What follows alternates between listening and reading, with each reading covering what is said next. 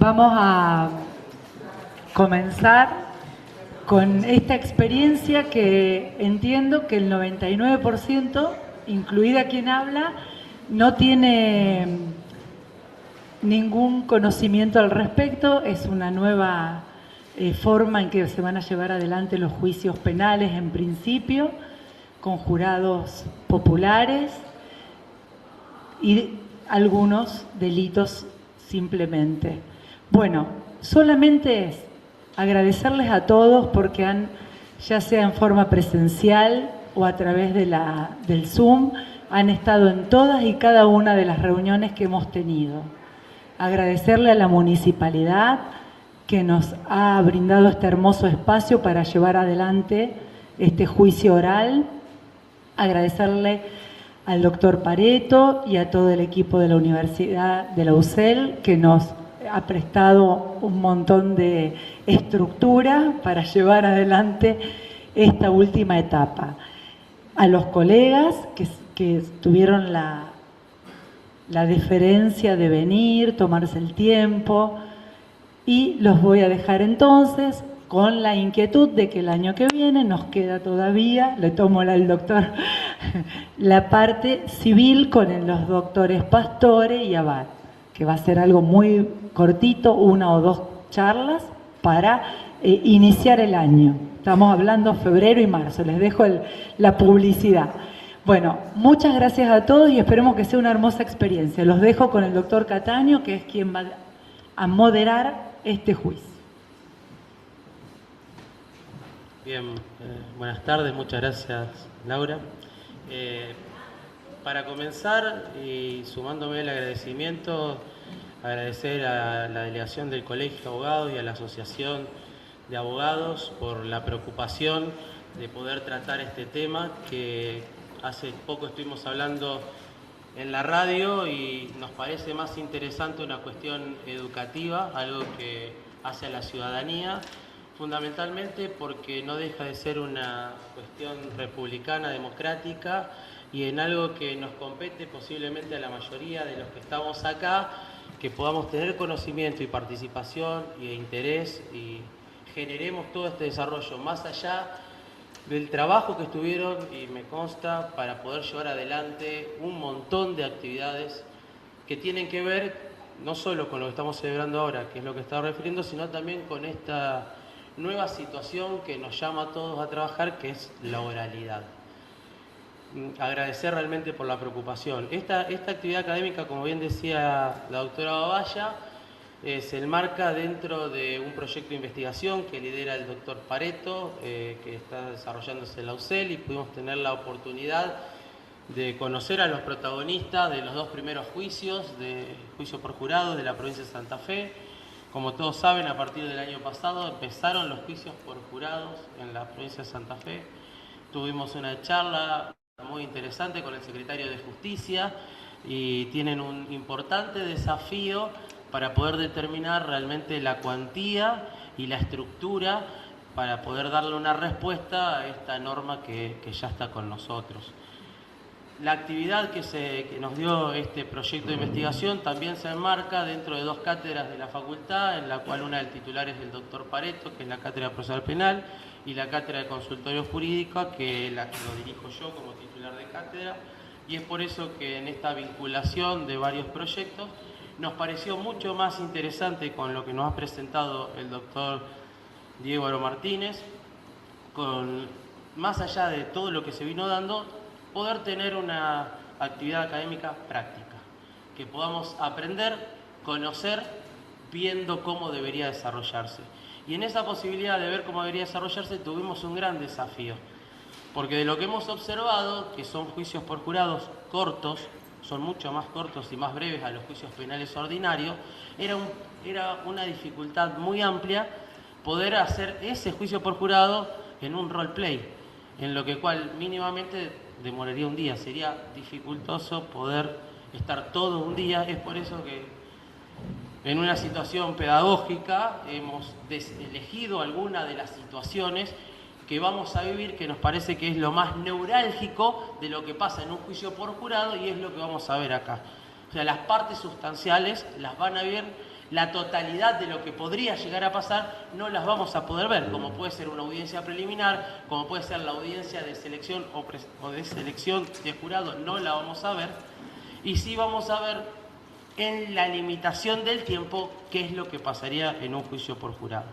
Este juicio por jurado que viene a enfrentar el desafío, como decía, de la oralidad versus la escritura, pero una oralidad más diferente que lo que se vienen dando en los juicios ordinarios, porque ahora tenemos lo que normalmente se determina como una de las corrientes, que es el lenguaje claro, poder hablarle a un jurado que no es técnico y que esa dificultad que muchas veces les parece a todo el mundo, que es cómo hablan los abogados, las abogadas, hoy es el desafío de aquellos que han estudiado Derecho de poder bajar el lenguaje y poder darse a entender para que aquellas personas que tienen que resolver no se encuentren ni confundidas, sino valoradas, allanadas, facilitadas en la tarea. Dicho eso, vamos a pasar a la primera parte y poder entender que respecto al orden del juicio, esto va a comenzar con la presentación del juez, del encargado. Posteriormente vamos a tener los alegatos, vamos a tener la instancia probatoria breve con un cierre particularmente de alegatos para después que el jurado pueda juntarse a deliberar y dar el veredicto. En la particularidad que vamos a tener ahora, encontramos a la defensa del lado izquierdo del juez, la fiscalía por las particularidades de lo edilicio casi enfrente, y el jurado se va a encontrar en la parte derecha. Los testigos van a pasar al frente, en el lugar derecho del juez, para poder hacerles las preguntas correspondientes. Una vez pasado la estructura que hemos dicho, se dará la deliberación y darán el veredicto final. Ahora sí, para comenzar, en las formalidades propias, nos vamos a poner de pie, le vamos a pedir al juez que tiene encargado de llevar adelante el juicio que se adelante.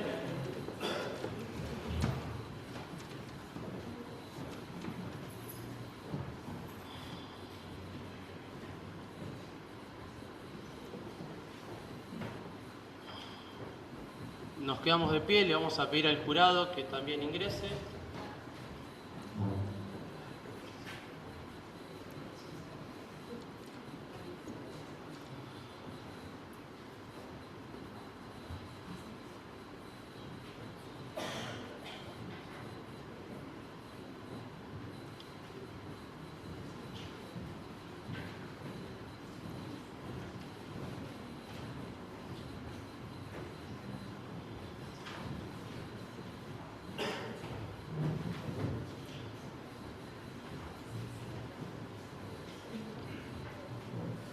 El jurado ya se puede sentar, el público también se puede sentar. Damos inicio formalmente entonces a este juicio por jurados. Doctor Pareto.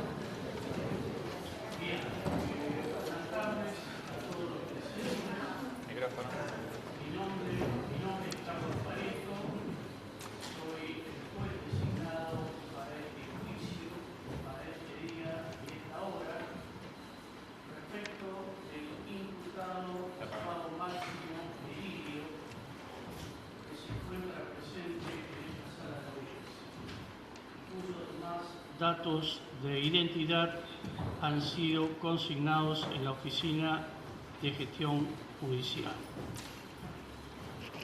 Bueno, este juicio que vamos a realizar en el día de la fecha es un juicio especial, juicio por jurados populares, en donde, si bien tiene la misma dinámica procesal que los juicios comunes, tiene nada menos que la particularidad de que quienes van a resolver la situación del imputado es un jurado popular que está aquí a mi derecha. Vamos a tratar de hacerlo lo más dinámico y breve posible por cuestiones de tiempo, así que lo primero que tendría que hacer yo respecto de todos los que conforman el jurado es, conforme lo establece el Código de Procedimiento, la ley del juicio por jurado, recibirle juramento. El artículo 47 de la Ley de Juicio por Jurado establece que cada integrante del jurado debe prestar juramento. Nosotros vamos a hacerlo general en razón, como les decía antes, de tiempo. Entonces, la fórmula que está prevista del juramento es para que prometen ustedes, en su calidad de jurados, en nombre del pueblo, examinar y juzgar con imparcialidad y máxima atención la causa, dando en su caso el veredicto según vuestro leal saber y entender, de acuerdo con la prueba producida y observando la Constitución de la Nación y de la provincia de Santa Fe y las leyes vigentes. ¿De acuerdo? Bueno, vamos seguidamente a darle las instrucciones más específicas a tener en cuenta por parte del jurado antes del inicio del desarrollo de este juicio. La instrucción número 1 tiene que ver con los distintos delitos que se le imputan al llamado Máximo Meridio. Un homicidio calificado que ha sido con el propósito de causar sufrimiento a una persona, con la cual se mantiene o se mantuvo una relación de pareja. Otro delito que se le achaca es lesiones leves dolosas calificadas, se califica por el vínculo, y porque además hay violencia de género, agravado por el uso de arma de fuego, que es una agravante específica también del homicidio, daño calificado y tenencia indebida de arma de fuego de uso civil. Cada uno de los delitos, para que ustedes los interpreten, son autónomos. Después las cuestiones que tengan que ver con el concurso es una cuestión técnica, pero ustedes tienen que saber que al imputado la acusación formal es por cada uno de esos delitos que yo acabo de decir. La segunda instrucción tiene que ver con la presunción de inocencia. Esta es una presunción que emana de nuestra Constitución Nacional.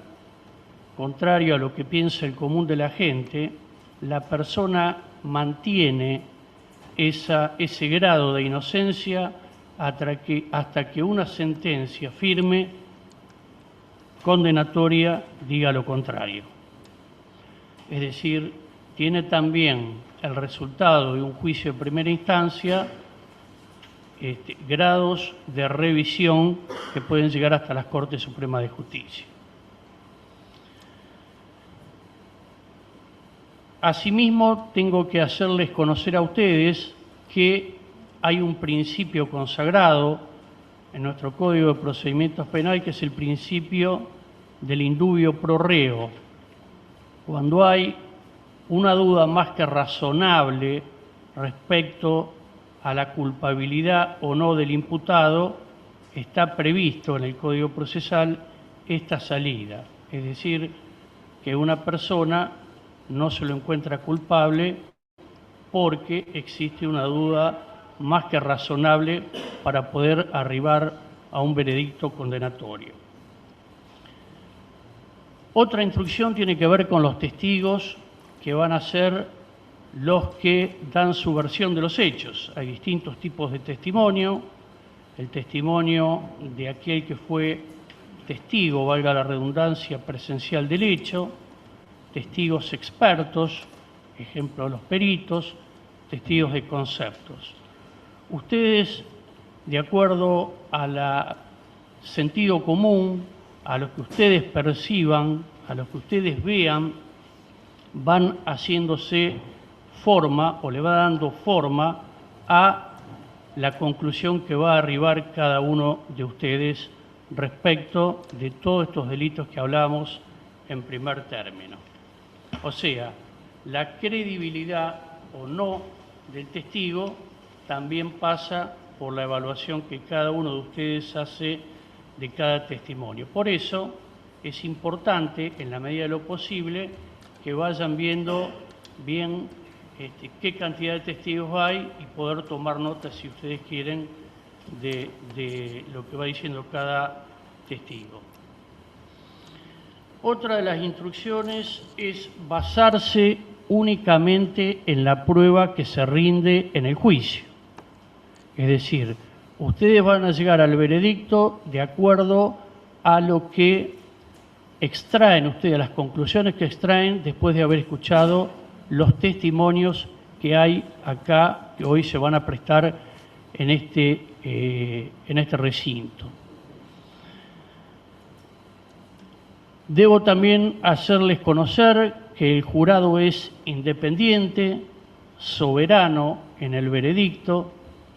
Repito una vez más, ustedes van a concluir por unanimidad o no si una persona es culpable y de acuerdo a la apreciación que el sentido común, la experiencia les indique.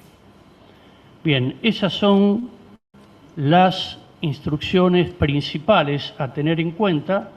Los invito ahora a que observen detenidamente todo el desarrollo del juicio, que va a empezar con los alegatos de apertura de cada una de las partes. Este juicio tiene un fiscal, el doctor Casadei, que es el fiscal a quien le vamos a pedir que haga su presentación.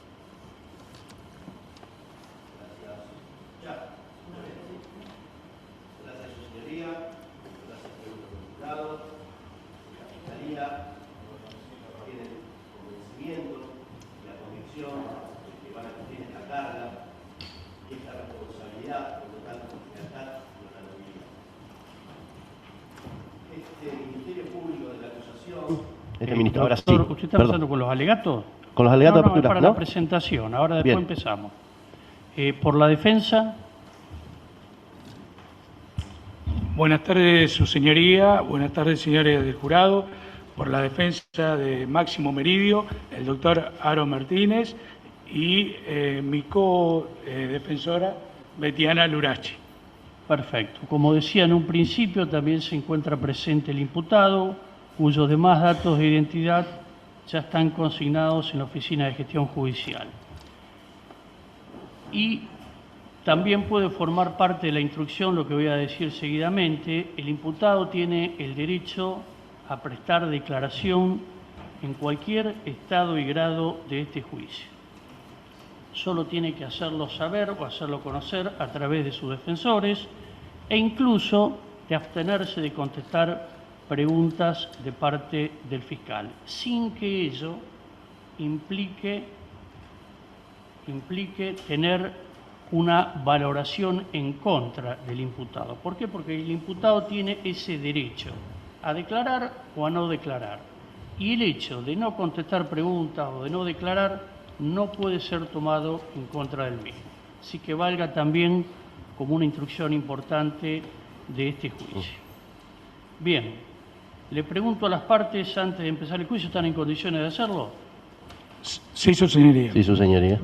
Bueno, ahora sí vamos a otorgar la palabra al doctor Casadei, fiscal, para que exponga su alegato de apertura. Bien, gracias, su señoría.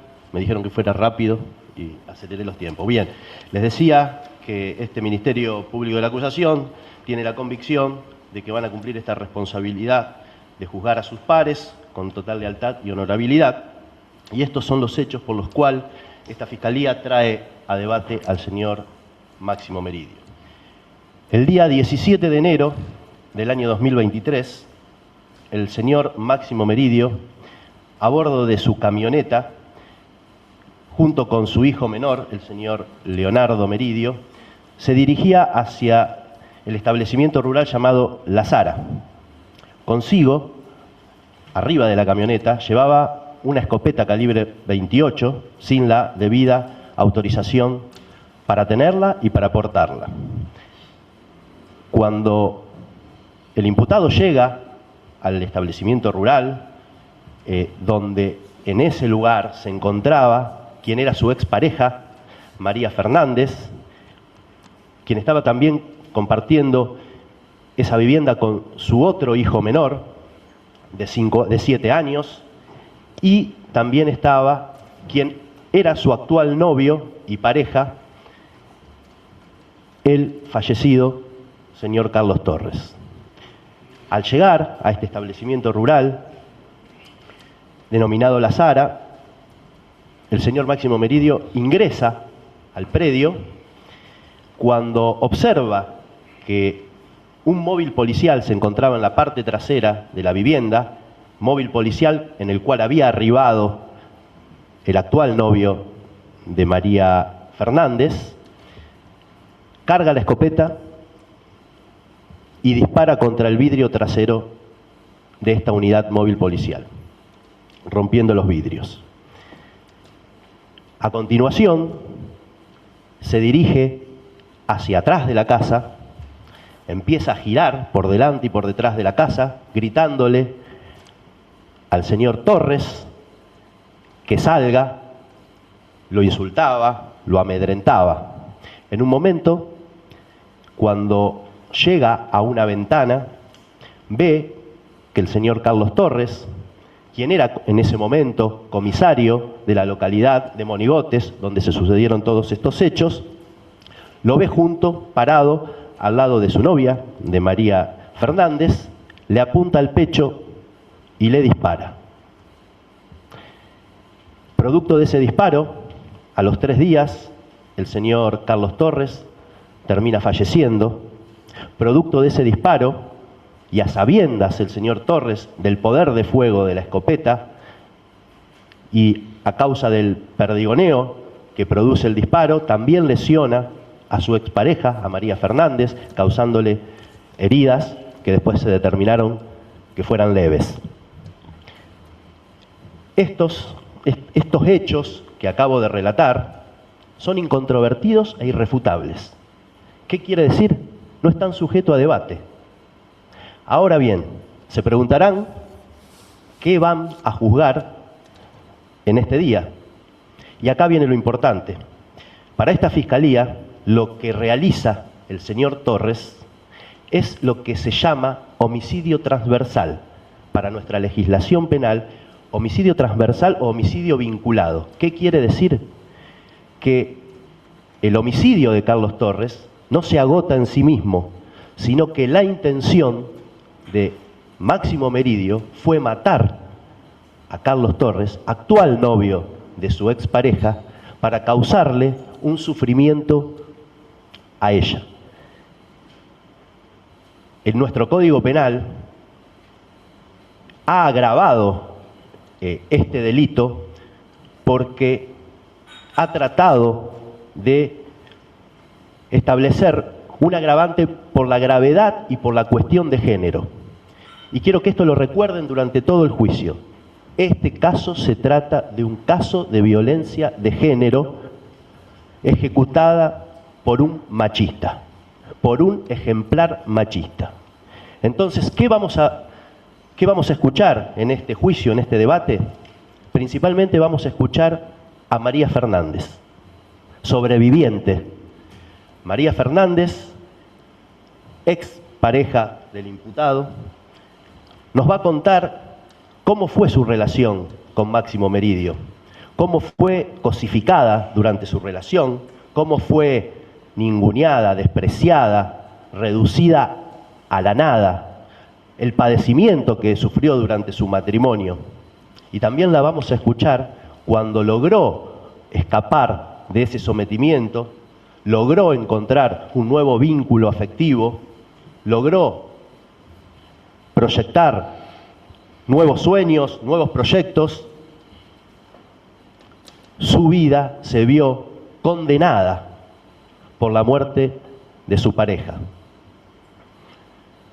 Ahora bien, también vamos a escuchar a la defensa. Van a escuchar a la defensa, seguramente van a escuchar la palabra emoción violenta, van a escuchar dolor, van a escuchar afecciones. La defensa va a tratar de hacer un acto de magia. Va a tratar de justificar lo injustificable. Pero sabemos que la magia es una ilusión, que la magia no existe y que la realidad es que este caso se trata de Máximo Meridio, al tratar como un objeto, como era su expareja, como un trofeo, como un objeto de su posesión, mata a su actual pareja, quien era un estorbo. Esto es un caso de violencia de género y así lo va a demostrar la Fiscalía. Por eso, una vez terminado el debate y escuchados los testigos, esta Fiscalía le va a pedir que en forma unánime den un veredicto condenatorio por los delitos de homicidio agravado con el fin de hacer sufrir a quien fue su expareja, lesiones dolosas agravadas por ser ejecutada en cuestión de género, daños y portación ilegítima de arma de fuego. Muchas gracias.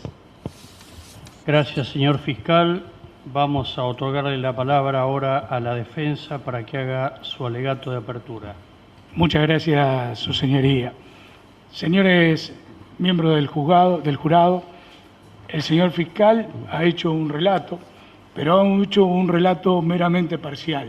Ha contado única y exclusivamente un desenlace, un triste desenlace ocurrido el 17 de enero del 2023, tal como él lo ha relatado. Sin embargo, ha obviado gran parte de la historia y ustedes como jurado merecen conocerla totalmente, porque eso es lo que le va a permitir arribar a una solución basada en justicia. Máximo Meridio, mi defendido, un ciudadano que no tenía ningún tipo de antecedentes hasta el 17 de enero del 2023, padre de 2 hijos, miembro de la cooperadora de la escuela y siguió trabajando en la misma, aun cuando sus hijos terminaron la escolaridad, presidente de la cooperativa agropecuaria, un trabajador que luchó siempre para mantener su familia. ¿Qué llevó a este desenlace? Cuánta angustia, cuánto dolor ha sobrevivido y ha vivido Máximo Meridio para tomar la decisión que se toma. Y cuando hablo de dolor, no hablo del dolor de él, porque había un tercero que permanentemente cruzaba los límites, que era el señor Carlos Torres, de distintas maneras, y específicamente contra su hijo Leonardo Meridio, que precisamente fue quien lo acompañaba el día del accidente. Máximo Meridio, como productor agropecuario, una vez me decía que él diariamente, cuando es el momento de cosecha, levanta bolsas de 40 o 30 kilos hacia 2 metros de altura, y ese esfuerzo siempre lo hizo por su familia. Cuando se deshizo su familia, consiguió haciéndolo por sus hijos. Pero cada vez que se enfrentaba a su trabajo arduo de agricultor, lo que venía a su cabeza era la angustia de su hijo mayor. Vamos a escuchar distintos testimonios y vamos a entender cuál fue el resultado, cuál fue la emoción y la angustia que sufrió este hombre y cuál fue la consecuencia. El miedo tiene 2 etapas. Hay una primera etapa del miedo que es paralizante, que nos detiene, nos deja firmes, ¿no? La segunda etapa es enfrentar eso con la mayor hidalguía posible. Ahí en ese momento se deja de pensar con la cabeza y se empieza a pensar con las emociones. De modo alguno vamos a subestimar a la víctima, Carlos Torres, ni vamos a pensar que eso fuera un hecho menor, pero sí le voy a pedir a los señores miembros del jurado que cuando le toque resolver la cuestión, no vean a Máximo Meridio, vean a un hijo, a un hermano, en las mismas circunstancias y en las mismas vivencias que mi defendido Máximo Meridio, y en su momento admitan la acusación, pero con la atenuante de la emoción violenta al no comprender la criminalidad del acto. Muchas gracias, señoría. Gracias, doctor. Bueno, ya acaban de escuchar entonces las distintas teorías del caso, alegato de apertura primero del fiscal luego la defensa. Ahora vamos a comenzar con la producción de la prueba. Para ello, ustedes saben que ha sido admitida 4 testimonios de parte de la Fiscalía y un testimonio de parte de la defensa. El orden es, primero, los testigos de la Fiscalía. El primero en interrogar es el fiscal, después puede contraexaminar la defensa y viceversa cuando sea un testigo ofrecido por la defensa. Bueno, vamos a hacer pasar al estrado a la víctima Carlos Torres. No, Disculpe, su señoría. La novia. Disculpe, la su novia de la señoría. víctima. Medio difícil. María Fernández. María Fernández.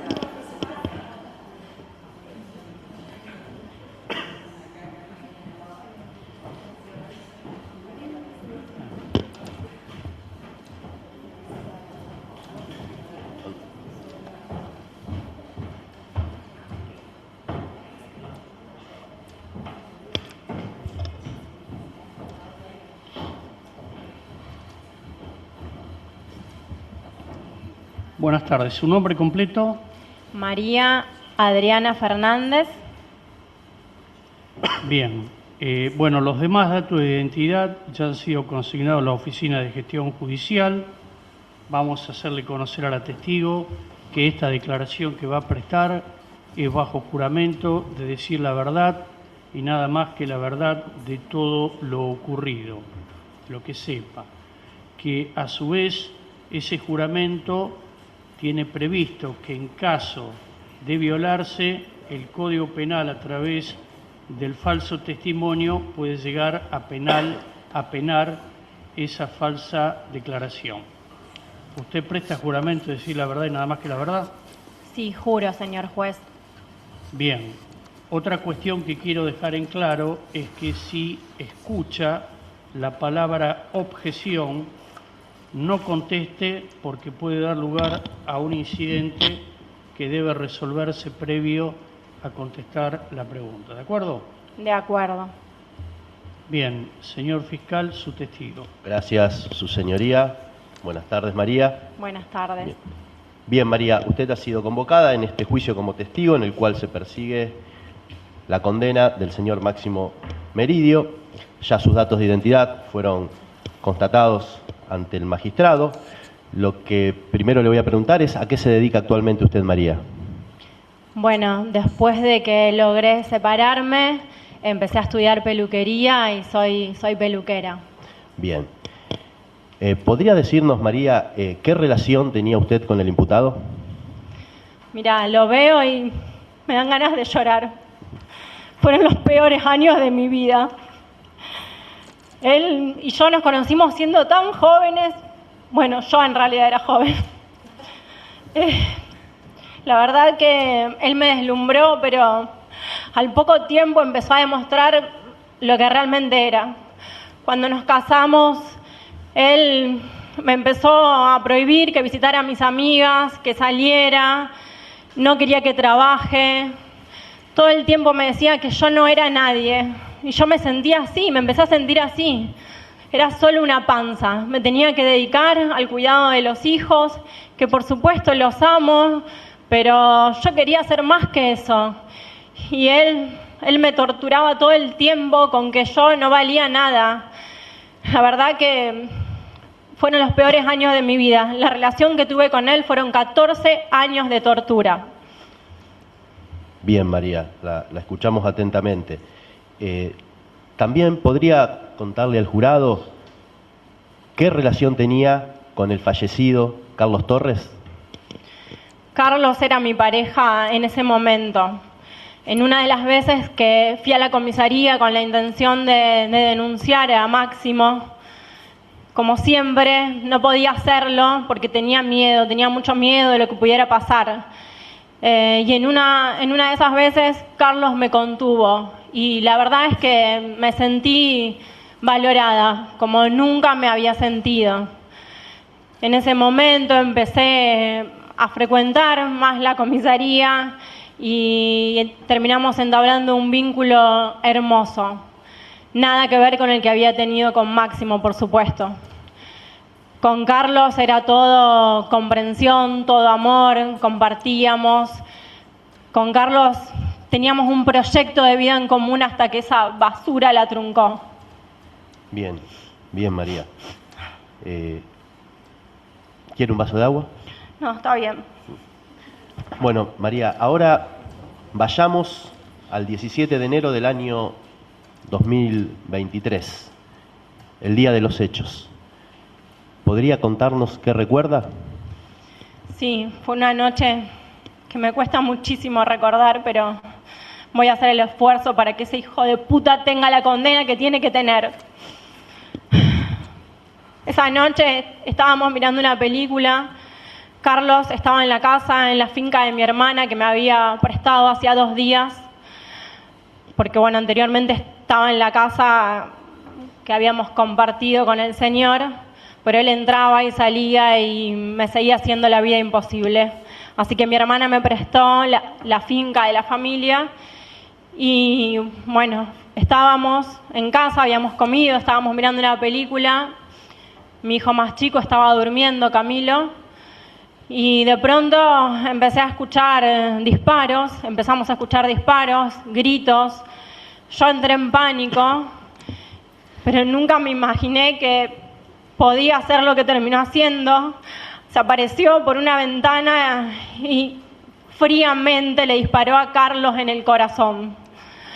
Esos perdigones llegaron a mi cuerpo, pero no sé, fue todo tan rápido que la verdad no sé más, no sé cómo fue el desenlace, que Carlos terminó tirado en el suelo, desangrándose, y bueno, esta basura mirando por la ventana. Bien, María, y le voy a hacer una última pregunta y la voy a dejar de parte de Fiscalía de descansar. ¿Cómo es y cómo fue su vida después de este hecho? Y la verdad que fueron días tristes, casi más tristes que los 14 años que conviví con él. Con Carlos teníamos un proyecto de vida en común y se vio truncado. Yo siento que lo hizo para dañarme, porque era de él o no iba a ser de nadie. Ese era su objetivo. Me cosificó toda la vida y así llegó a matar a mi pareja, a la persona que yo amaba realmente y que me amaba de verdad. Me truncó un proyecto de vida. Bien, gracias, María. De parte de la Fiscalía no hay más preguntas, su señoría. Bien, doctor, ¿la defensa va a contraexaminar? Sí, su señoría. Adelante. Buenas tardes, señora María. Buenas tardes. Por la defensa le vamos a hacer una serie de preguntas. Usted acaba de afirmar que el señor Meridio no la dejaba trabajar. La pregunta que le hacemos es si usted, antes de contraer nupcias con él, tenía algún trabajo. No tenía trabajo porque tenía 14 años cuando nos conocimos. Estaba terminando de estudiar. Bien. Usted afirma que conoció al señor Carlos Torres en la comisaría, ¿es correcto? Uh-huh. A ese momento, y cuando usted lo conoce y comienza la relación, ya seguía casada con el señor Máximo Meridio. Sí. ¿Podrías relatar lo sucedido con el perro de la familia, o sea, de su hijo Camilo? Objeción, su señoría, es irrelevante la pregunta. Su señoría tiene que ver con una cámara Gesell que hace el menor, Leonardo Meridio, cuando relata un accidente del Bien, perro. Vamos a rechazar la objeción. Conteste, por favor. Fue un hecho intrascendente. Carlos, sin querer, atropelló al perrito de mi hijo, pero el perro está bien al día de hoy y el perro anda. Señora María, ¿cuál es la persona que usted más quiere en su vida? Mis hijos, por supuesto, Camilo y Leonardo. Señora María, ¿cuál sería el máximo de su tristeza, el perderlo todo? ¿Qué persona estaría en su vida? Mis hijos. Señora María, tengo entendido que usted tiene una nueva relación. ¿Tengo que contestar eso? Sí, hace 2 años que falleció Carlos. Por último, le voy a hacer 2 últimas preguntas. ¿Es correcto que el señor Meridio fue quien llamó a la ambulancia y lo asistió al señor Carlos cuando estaba herido? Sí, es cierto, pero después de haberle disparado en el pecho. ¿Y usted por qué cree que Máximo Meridio fue con su hijo Leonardo Meridio al campo? Objeción, su señoría, especulativa. Es una de las partes, es una víctima y está relatando los hechos ocurridos. Vamos a rechazar la objeción, conteste. No sé por qué fui con nuestro hijo, porque era un loco, es un loco. No sé. No. Muchas gracias, no tengo más preguntas, su señoría. No hay más, no hay Bien. preguntas. Bueno, María Fernández, muchas gracias por su testimonio. Puede volver al recinto. Vamos a hacer concurrir al estrado al testigo identificado como policía Juan González.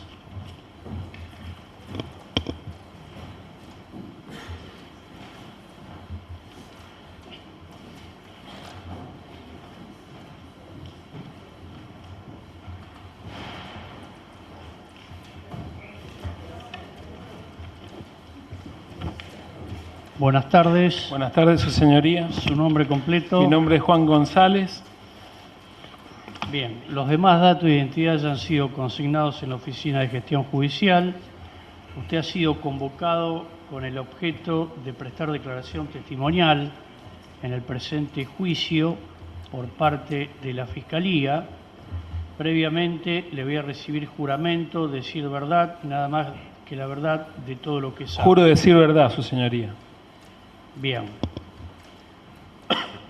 Lo que señalaba en el testimonio anterior, si escucha la palabra objeción, no conteste, porque puede dar lugar a un incidente que debe resolverse antes que usted formule la respuesta. Bien, señor fiscal, su testimonio. Gracias, su señoría. Buenas tardes, señor González. Buenas tardes, señor fiscal. ¿Puede decirnos cuál es su profesión y cargo? Mi profesión, yo soy policía suboficial de la comisaría de la localidad de Monigote. Bien, ¿cuánto tiempo hace que se desempeña como policía? Aproximadamente 4 o 5 años.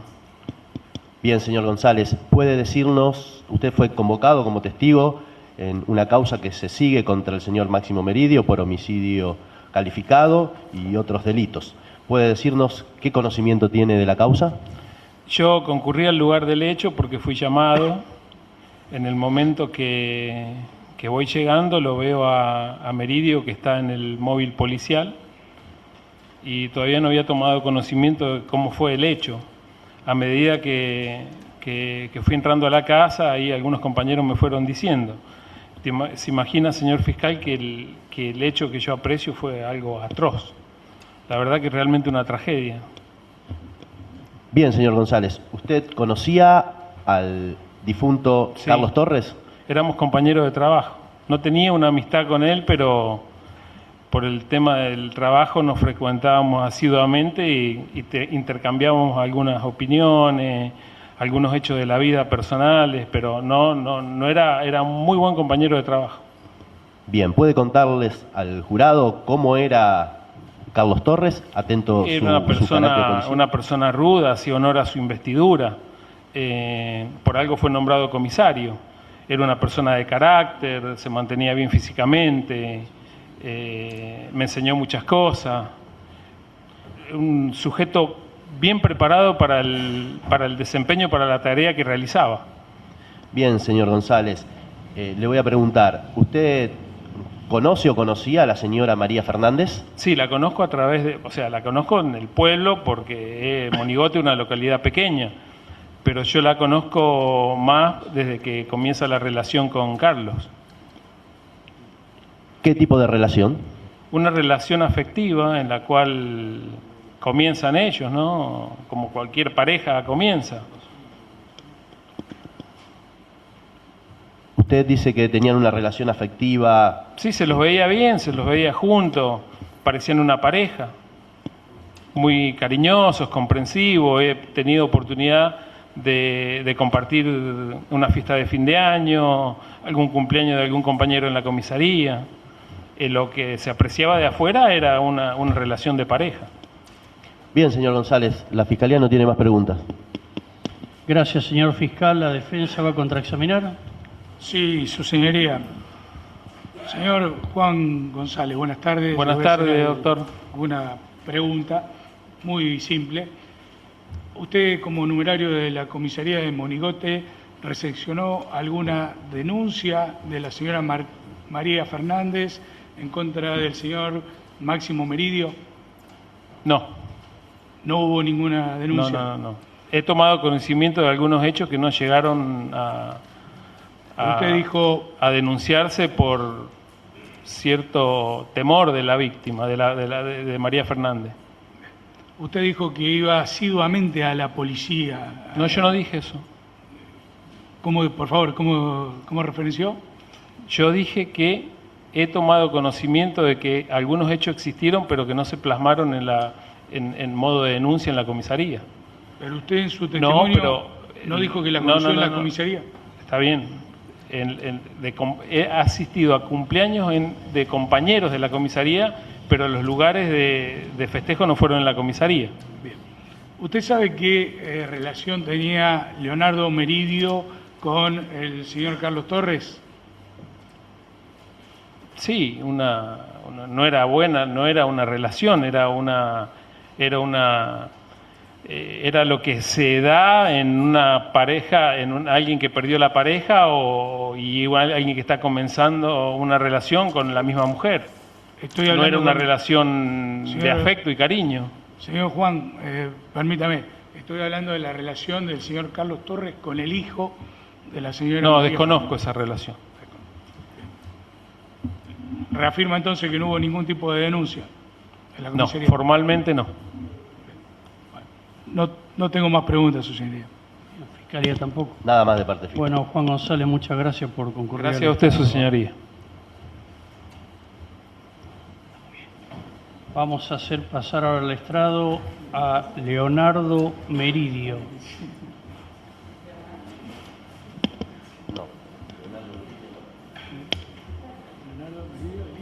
El hijo es. Sí. No es testigo. El próximo testigo es el perito psicólogo Hernán Palabrini. Ah, no está acá. Bueno, ¿cómo se llama? Hernán Palabrini. Es perito. Ah, pero es de la defensa. No. ¿Tuyo? De Fiscalía. Bien, Porque tenía una hacemos cámara pasar entonces al testigo de concepto, el doctor Juan Pablo Torrigiani. Bueno, ese es de la defensa. Hernán Palabrini es de la fiscalía. Veamos.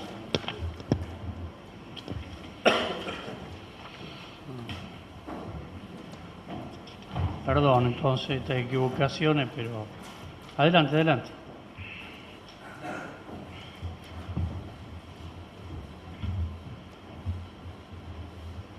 Buenas tardes, doctor. Buenas tardes.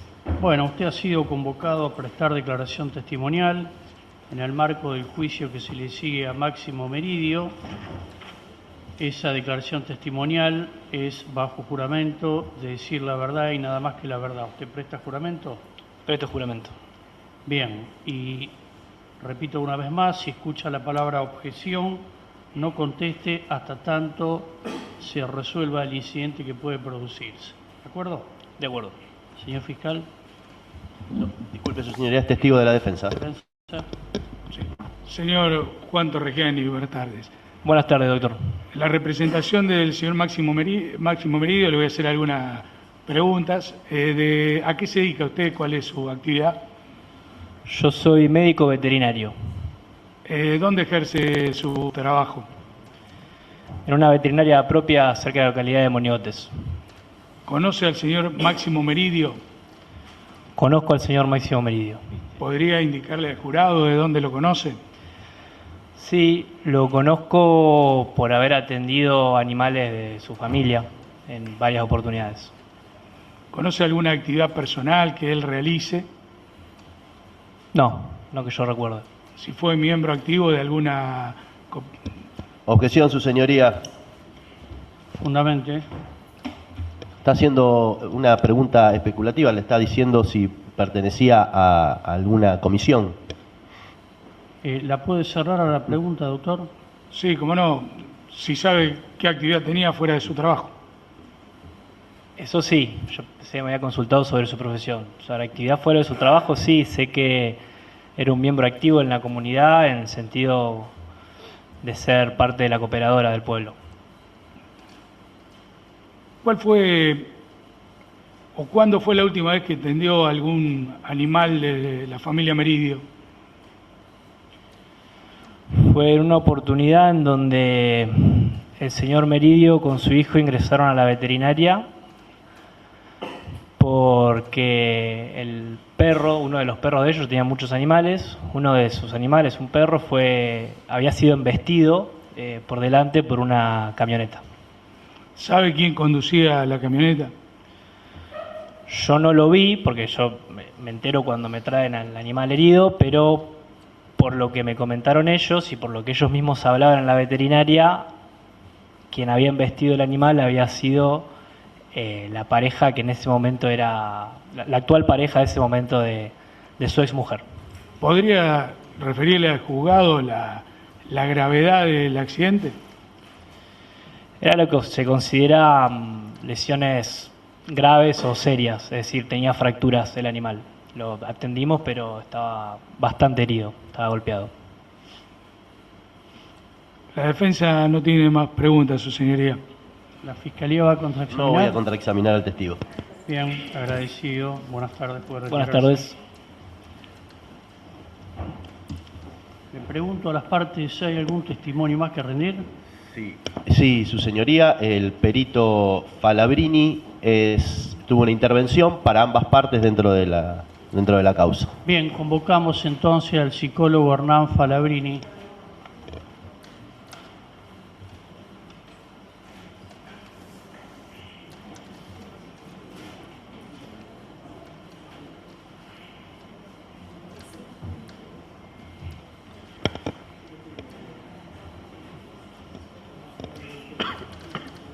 Buenas tardes. Buenas tardes. ¿Su nombre completo? Hernán Falabrini. Bien, los demás datos de identidad ya han sido consignados en la Oficina de Gestión Judicial.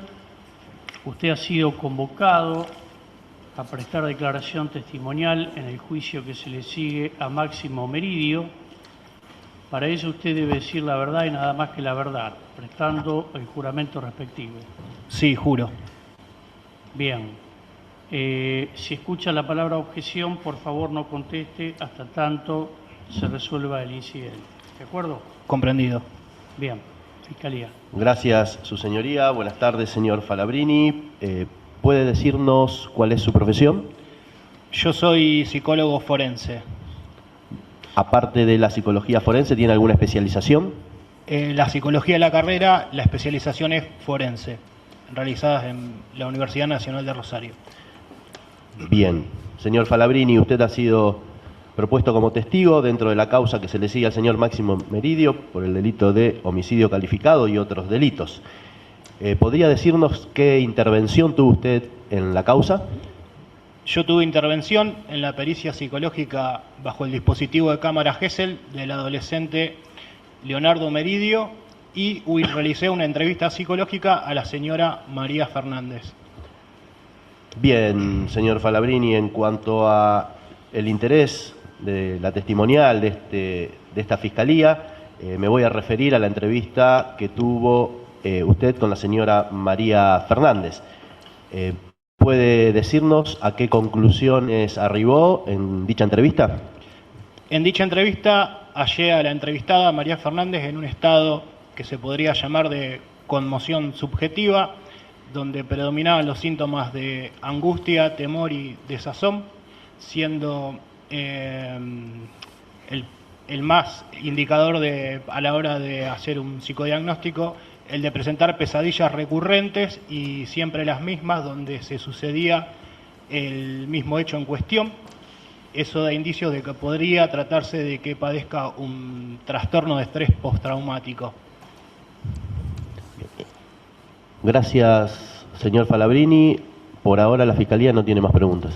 Bien, la defensa. Sí, su señoría. Señor Falabrini, usted tiene a mano y a su alcance la pericia psicológica en cámara Gesell que le realizó al señor Leonardo Meridio. Objeción, su señoría. Las reglas de litigación oral no permiten el ingreso de información por lectura. Al lugar a la objeción. Su señoría, si me permite, le voy a exhibir el acta referenciada y con la firma suscrita por el señor Falabrini. Objeción, su señoría, solo para refrescar memoria o en caso que niegue la existencia de la pericia. Son las únicas opciones por las cuales se le puede exhibir. Señor Falabrini, le voy a preguntar entonces si usted entrevistó al señor Leonardo Meridio. Sí, efectivamente lo entrevisté. Bien. Si usted sabe, y de acuerdo al relato del señor Leonardo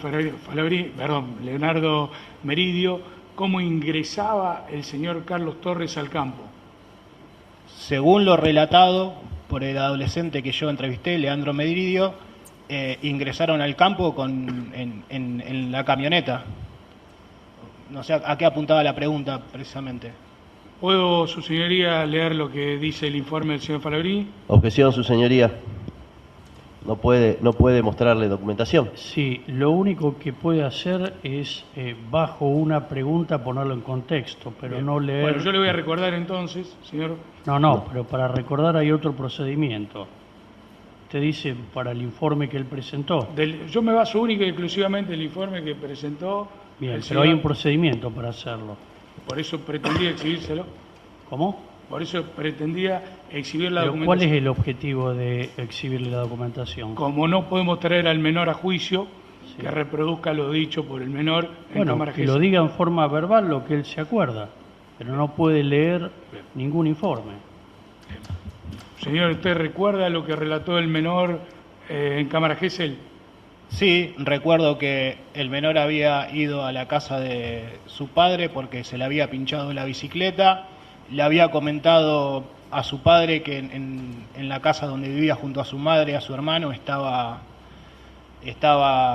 el señor que se encuentra fallecido y que a raíz de eso su padre había tomado la determinación de irse hasta el campo porque él había dicho que no quería que ese señor esté en la casa.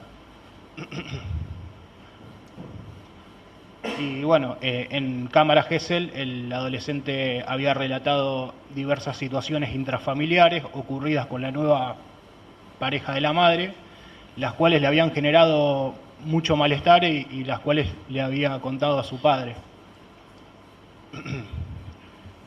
Había referenciado en cámara Gesell sobre la manipulación del arma por parte de Carlos Torres. Objeción, su señoría, sugestiva. Está sugiriendo una respuesta, su señoría. No al lugar, conteste, por favor. Puntualmente, el adolescente en cámara Gesell hizo referencia a situaciones. Una de esas era de que la persona aquí fallecida, cuando estaba en la vivienda, manipulaba el arma de fuego y él se sentía atemorizado. La manipulaba como para dar indicaciones y también ingresaba a la casa, al campo. Ingresaba con el móvil policial a gran velocidad, con las sirenas encendidas y que muchas veces, esto todo sobre los dichos del evaluado en cámara Gesell, que ingresaba sin cerrar la tranquera del campo que queda alrededor de unos 800 metros de la casa y que bueno, eso producía que los animales se escapen del campo y siendo los hijos quienes tenían que ir a cerrar la tranquera. El relato del adolescente, ¿cómo podría definirlo? Bueno, el adolescente a la hora de relatar estas situaciones se veía emocionalmente afectado, aparecían sentimientos de temor y expresiones conductuales que eran coherentes con lo que estaba relatando. Durante el resto del relato, donde relataba otras cosas de su vida cotidiana intrascendentes, no aparecía esta afectación emocional, así que cabe suponer que el relato es coherente y que está ajustado a la realidad. No se hallaron perturbaciones de índole delirantes ni fabulaciones. Atento su calidad técnica, ¿podría instruirnos a todos con los conocimientos que usted tiene, sé que es profesor de la universidad, respecto a la emoción violenta?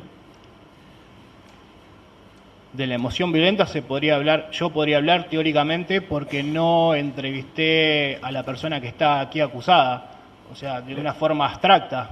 Exactamente. Si eso apunta. Bueno, la emoción violenta se caracteriza por una irrupción en la psique humana de afectos muy intensos del tipo de ira, agresividad, de cólera, que son desencadenados por un motivo externo. Este motivo externo tiene la particularidad de que la persona en quien se desencadena la emoción violenta tiene que haber interpretado un estímulo externo que generalmente está asociado a dichos o alguna conducta de otra persona, que lo interpreta como si fuera una agresión a su propia integridad física, a la integridad física de un tercero, o a su propia honra o a la moral. Y digo interpretación porque es algo muy subjetivo cómo cada uno interpreta los estímulos que provienen de la realidad. Y lo que diferencia, por ejemplo, la emoción violenta de una crisis psicótica es que en la emoción violenta no hay una pérdida completa de la realidad como en un cuadro psicótico, y si bien la racionalidad se ve debilitada y toma preponderancia el aspecto emocional, que es muy intenso, queda un resto de racionalidad. O sea que no es una persona que esté en un estado total de inconsciencia, alguien que está bajo efecto de emoción violenta. Interpreta una situación como si fuera un gran agravio y responde con muchísima agresividad explosiva que después se termina rápidamente, digamos. Muchas gracias. No más preguntas por la defensa. ¿La Fiscalía? Una sola pregunta, señor Falabrini. Usted acaba de decir que no entrevistó al imputado, ¿es cierto? Es verdad, yo no entrevisté al imputado. Nada más, señor Falabrini, gracias. Bien, muchas gracias. Puede retirarse. Bueno, hemos cumplido Su señoría, Sí. disculpe, Sí. el imputado quisiera dirigir unas palabras al jurado sin no? responder preguntas. Bien. Adelante. Buenas tardes, jurado, señor juez. Entiendo el dolor que expresó María y es justificado ese dolor, aunque haya dicho algunas cosas que no son verdad. Por supuesto, comprendo el daño que ha causado mi accionar.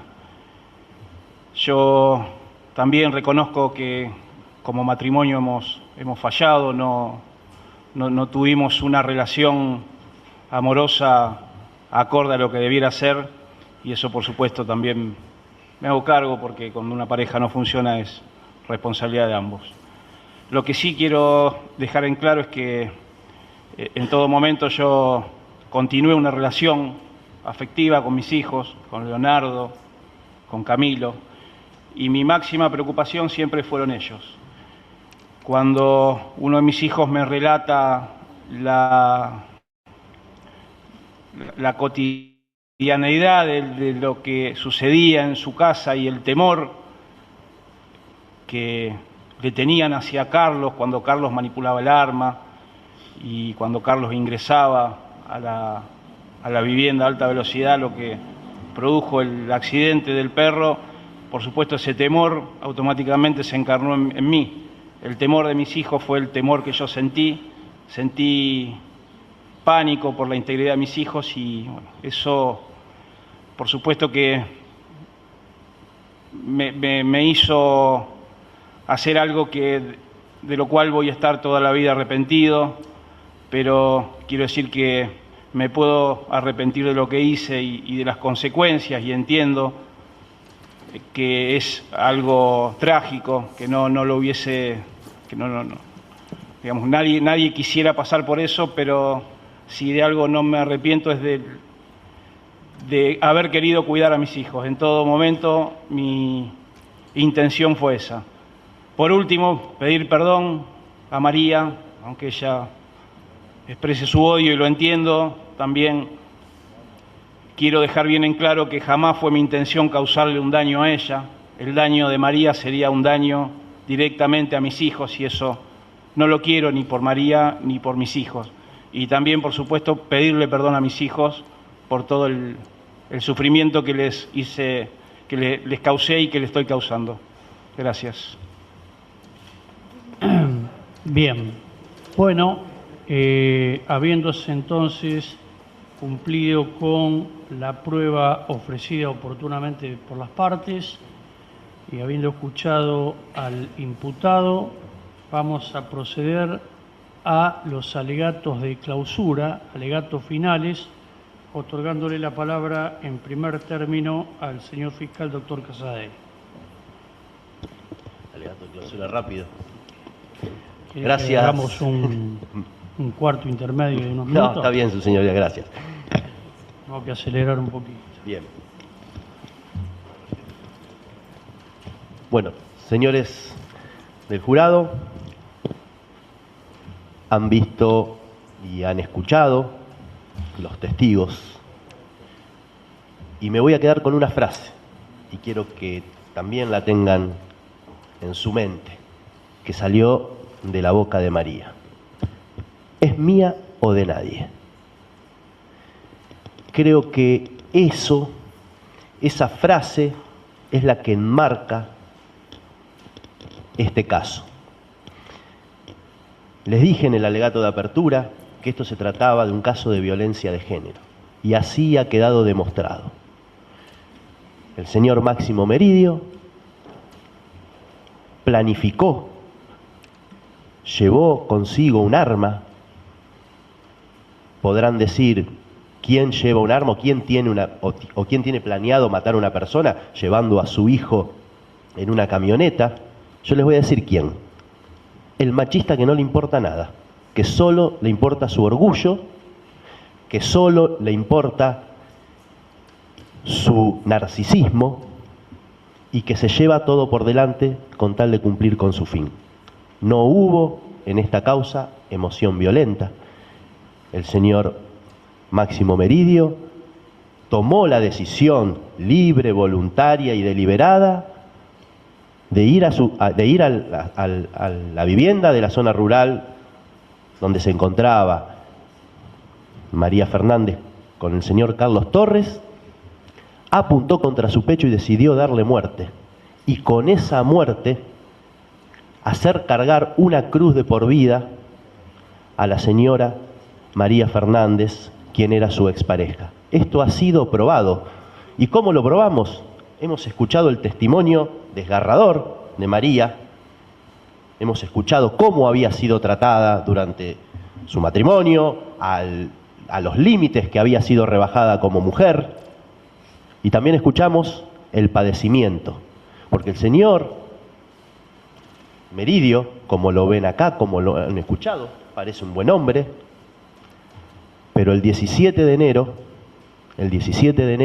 del año 2023, quien hoy vemos acá como imputado y sentado pidiendo perdón, que es honorable, también tenía una escopeta y con esa escopeta apuntó al pecho de Carlos Torres llevándose su vida. Y esa es la última imagen que vio el señor Torres de Meridio.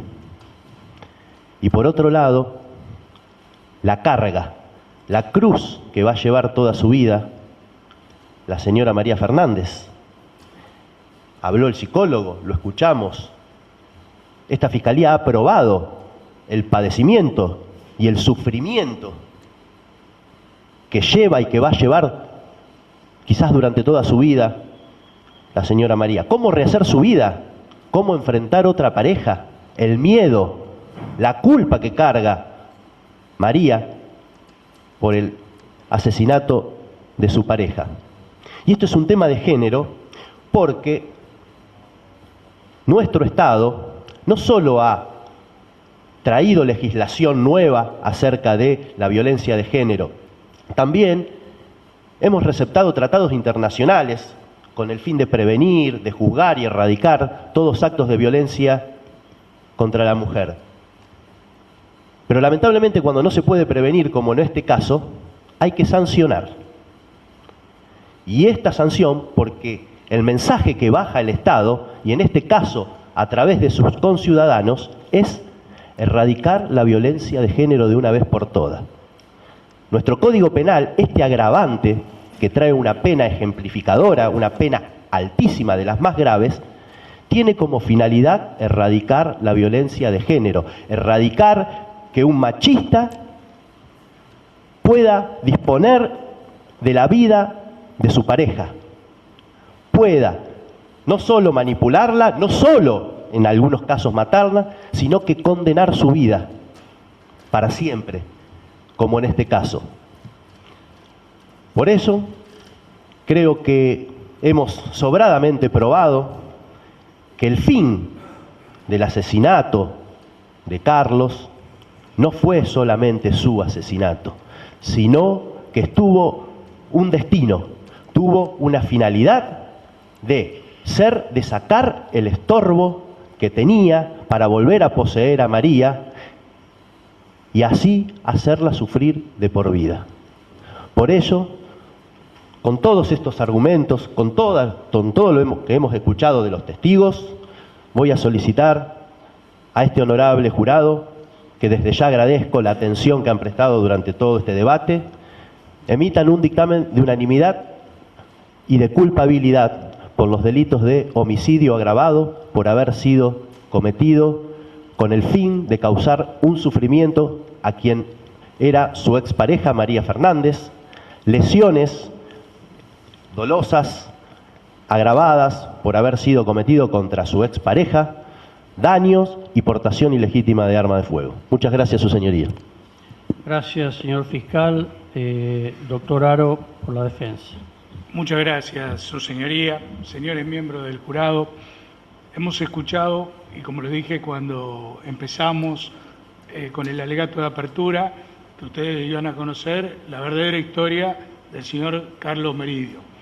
Hemos escuchado con simpleza, con una naturalidad y con alguna lágrima, cómo comienza la señora María Fernández una relación con Carlos Torres mientras se encontraba casada, hecho que no fue trascendente para la vida del señor Máximo Meridio, por el contrario, él siguió su vida con normalidad. Pero también hemos escuchado que el señor Carlos Torres manipulaba permanentemente el arma frente a su hijo, que su hijo Leonardo le contaba esto.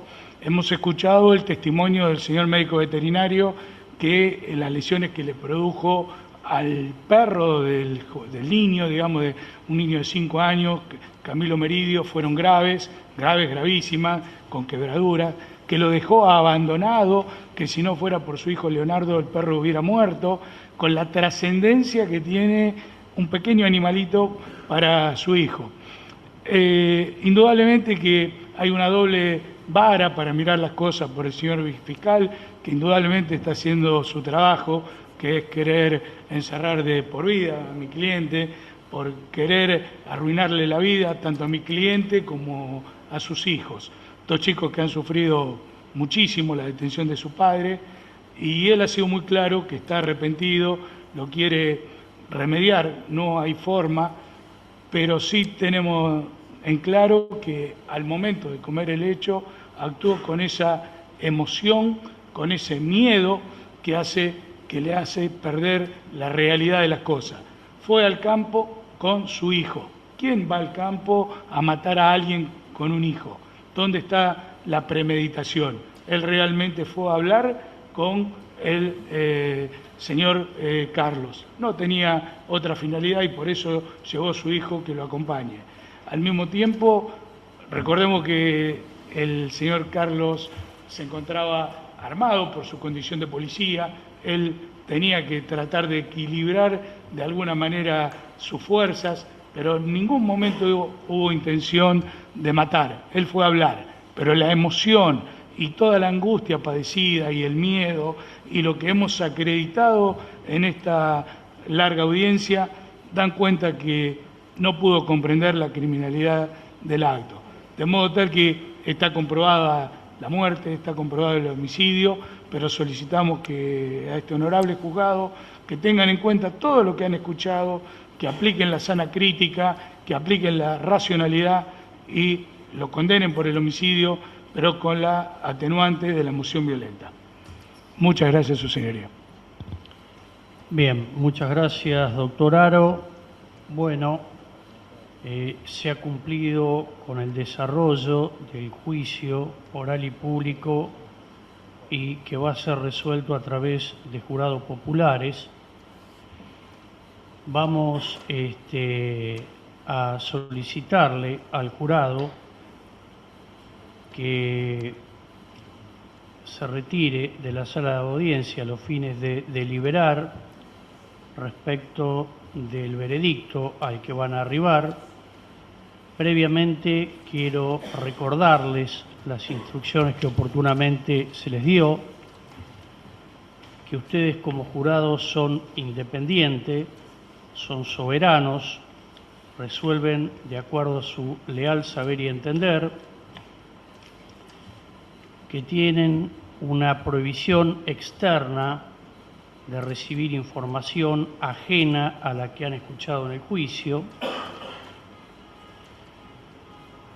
Todo lo que tenga que ver en caso de que haya una pena, el monto de la pena es ajeno a ustedes, eso ya es una cuestión técnica. Ustedes se van a expedir por la culpabilidad o por la inocencia del imputado u otras opciones que ahora vamos a ver. La decisión tiene que ser en forma unánime. Hemos establecido por razones de tiempo que en un plazo no superior a 20 minutos ustedes puedan emitir el veredicto, en cuyo caso el portavoz designado pasará acá al estrado y leerá la conclusión a la que han arribado. Los delitos que están en juego, como se los hizo conocer de entrada, son el homicidio calificado, bien lo expusieron acá las partes del proceso, el homicidio transversal. Por ende, una de las opciones que tienen es encontrarlo culpable. Otra opción que tiene es de encontrarlo culpable por un homicidio simple agravado por el arma de fuego, o encontrarlo culpable por homicidio en estado de emoción violenta, o la inocencia. Otro tanto sucede con el delito de lesiones leves agravadas por el vínculo y violencia de género. ¿Cuáles son las opciones de culpabilidad por lesiones agravadas por vínculo y en contexto de violación de género? Culpable por lesiones agravadas solo por vínculo, por estado de emoción violenta o por lesiones no intencionales o no culpable. La tenencia ilegal de arma de fuego de uso civil tiene que ver con que si tenía la custodia de la misma, si el arma era apta o tenía la autorización legal para poder tener la tenencia de la misma. Y el daño calificado es calificado precisamente porque se produce sobre un bien perteneciente al Estado público. Estas distintas opciones tienen que ver en caso, vuelvo a repetir, de condena, que varía sustancialmente el monto de la pena al que se puede arribar. Bien, esas son las instrucciones fundamentales y unidas a las que se le estableció al principio del juicio. Entonces, la idea es que se retiren, deliberen y no más de 20 minutos vamos a leer el veredicto que arribaron. ¿De acuerdo? Bien, pueden retirarse. Bien, bueno, mientras se retira el jurado a deliberar, algunas cuestiones a tener en cuenta. El desafío educativo pedagógico que nos planteamos fue generar la atención en el público, generar la atención en el auditorio. Si bien se habló de magia, no voy a hacer magia para generar tensión. Uno de los elementos que está determinado justamente con este desafío de la oralidad tiene que ver con el tiempo, y lo han notado, creo que lo han vivido los que estuvieron participando, la necesidad de poder llevar adelante preguntas acotadas y no la totalidad, cantidad de testigos. Creo que la oralidad tiene este gran desafío en cuanto, por ejemplo, en el Código Procesal Penal, de las últimas modificaciones, aún dándole a los magistrados las posibilidades, las magistrados, las posibilidades de ofrecer a presentar una cantidad de tiempo que se dice de antemano, la oratoria de cada uno. Por eso es un elemento que tuvimos muy en cuenta. ¿Y qué pasó? Si ustedes lo vieron, el doctor Pareto refirió, y muchas veces en los juicios ordinarios se le da la posibilidad a las partes que vayan llamando a sus testigos. En este caso el doctor Pareto ya iba llamando, porque en el juicio por jurado, entre las diferencias que tenemos, es que la audiencia preliminar, o sea, la audiencia previa al juicio, tiene una carga de trabajo muy amplia de parte del juez, muy amplia, y que normalmente el juez que va a ser juez de juicio participa en una segunda posibilidad de esa audiencia preliminar y tiene un conocimiento de prueba. Y uno podría decir, ¿por qué podría tener ese conocimiento de prueba? Cosa que antes no pasaba, porque acá no valora justamente la cuestión del hecho. Entonces, esa posibilidad de carga fuerte del juez en la audiencia preliminar no la hemos podido desarrollar por estas particularidades que tiene que ver con el desafío del tiempo y generar la atención en ustedes, y que ya estamos casi en las 2 horas que hemos prometido que se iba a desarrollar. Si bien empezamos un poquito más tarde, vamos a terminar un poquito más tarde, y nos parecía que la atención, más allá de las brillantes actuaciones que hemos tenido, estaba en la dinámica.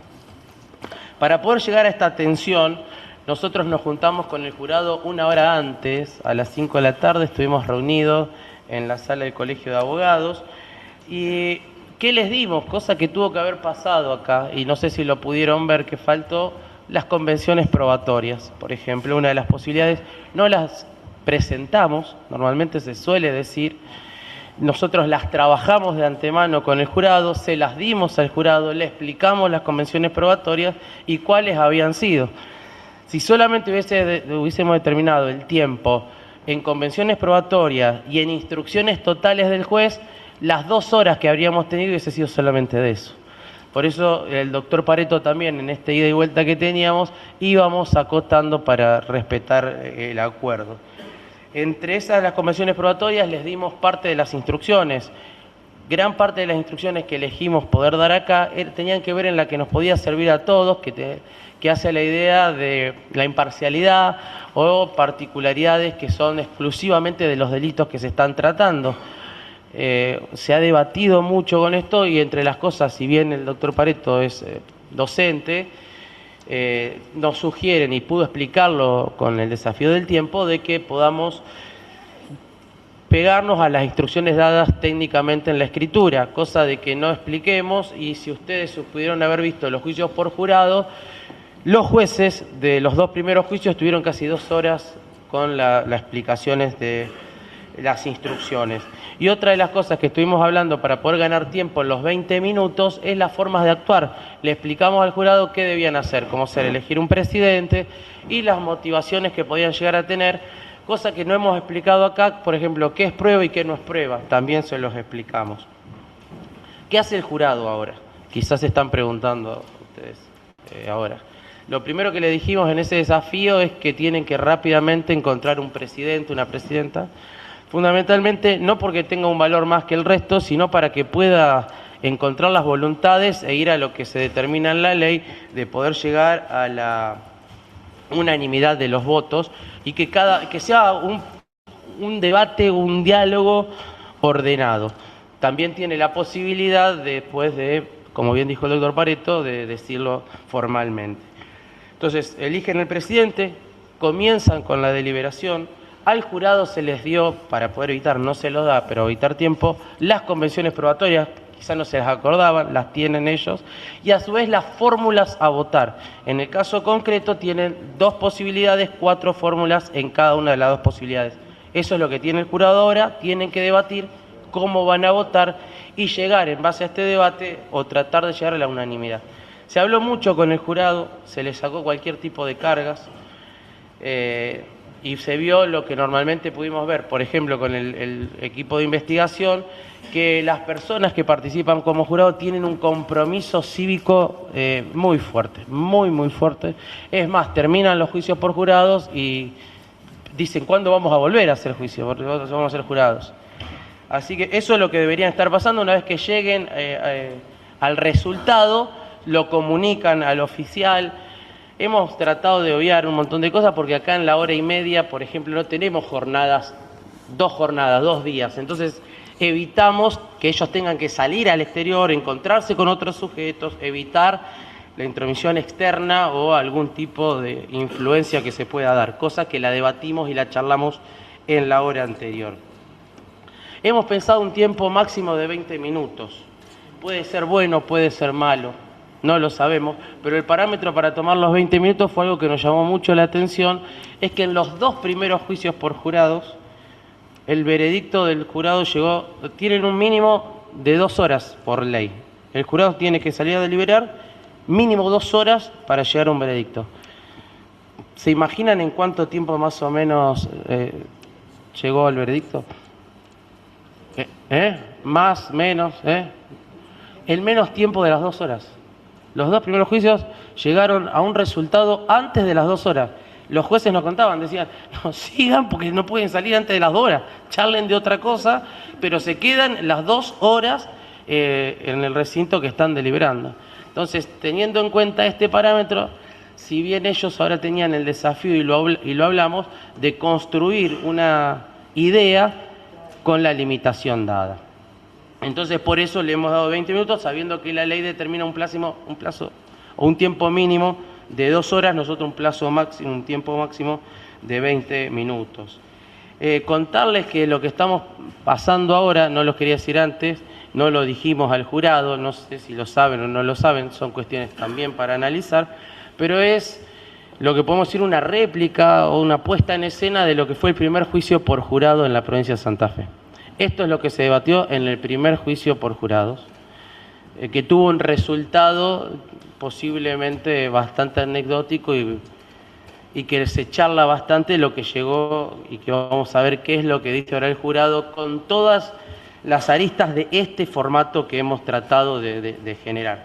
Así que todo esto fue lo primero que se dio, elegimos ese por las particularidades que tuvo ese juicio y por el resultado final. Y algo que quiero, y después pueden charlar ustedes en estos minutos que quedan hasta que llame el juez al jurado a darle la decisión, tiene que ver con la posibilidad de quiénes pueden ser jurados. Más allá de lo que está en la norma y que nosotros hemos decidido dar esta actividad práctica no con una cuestión normativa, sino vivencial, para poder ser jurado la provincia de Santa Fe, y nos lo contaba el secretario de Justicia, y de un sistema muy interesante que pueden ingresar cualquiera de ustedes, probablemente si son abogados no van a estar, pero para conocerlo, que ingresan a la página de la provincia de Santa Fe y en la primera parte hay un botoncito que dice juicio por jurados, acceden al botoncito de juicio por jurado, ingresan los datos y les sale automáticamente si pueden ser jurados o no. Cosa que eso me parece muy innovador y da la tranquilidad de quien pueda llamar o no. Esto tiene un montón de cosas que hemos debatido, como ser, por ejemplo, qué pasa en las localidades chicas, tienen que ser jurados de la misma localidad. En este juicio, que fue el primero, no fueron elegidos de la localidad donde fue el hecho, sino que de localidades cercanas. El tribunal dispuso un hotel y estuvieron en el hotel. Bueno, ¿qué me queda el doctor Pareto seguramente va a poder hacer algunas apreciaciones, quizá pueda interesar si les consultan o no. La actividad es remunerada de los jurados, pero es remunerado si es que lo piden, bueno, esperamos, no sé si Carlos, ¿querés? Hola.